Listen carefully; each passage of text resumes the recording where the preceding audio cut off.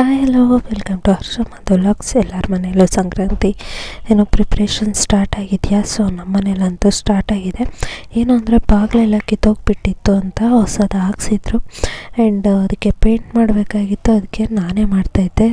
So ನಾಳೆ ಹಬ್ಬ ಇದೆ ಅಂತ ಯಾರೂ ಸಿಗಲಿಲ್ಲ. ಆ್ಯಂಡ್ ನಮ್ಮ ಮನೆಯಲ್ಲಿ ಸ್ಪೆಷಲ್ ಸಂಕ್ರಾಂತಿಗೆ ಏನು ಅಂದರೆ ಸಜ್ಜೆ ರೊಟ್ಟಿ ಚಟ್ನಿ ಪುಡಿ ಮಾಡ್ತೀವಿ.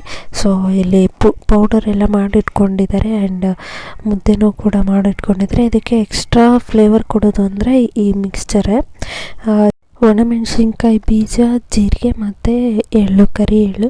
ಸೊ ಅದನ್ನೆಲ್ಲ ಹಾಕಿ ರೊಟ್ಟಿ ಮಾಡ್ತಾಯಿದ್ರೆ ಫಸ್ಟು ಅದನ್ನು ಕೈಯಲ್ಲಿ ಅಂದ್ಕೊಂಬಿಟ್ಟು ರೌಂಡಾಗಿ ಮಾಡಿಕೊಂಡು ಅದಾದಮೇಲೆ ಲಟ್ಟಣಿಗೆ ಮೇಲೆ ಮಾಡಿಕೊಂಡ್ರು.